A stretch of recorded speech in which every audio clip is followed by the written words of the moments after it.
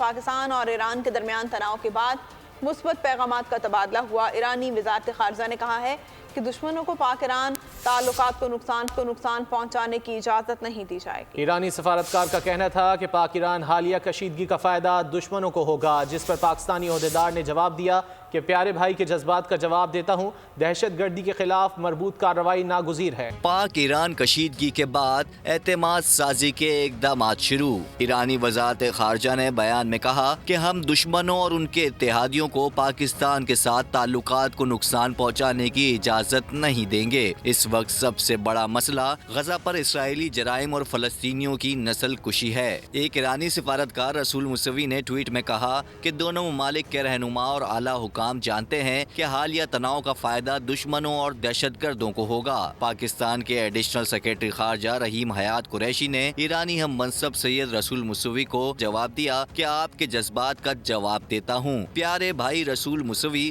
پاکستان اور ایران کے برادرانہ تعلقات ہیں، مثبت بات چیت کے ذریعے تمام مسائل کو حل کرنے کے لیے آگے بڑھیں گے۔ دہشت گردی سمیت ہمارے مشترکہ چیلنجز کے لیے مربوط کارروائی کی ضرورت ہے۔ سبسکرائب کریں اور بیل دبائیں تاکہ کوئی خبر رہ نہ جائے۔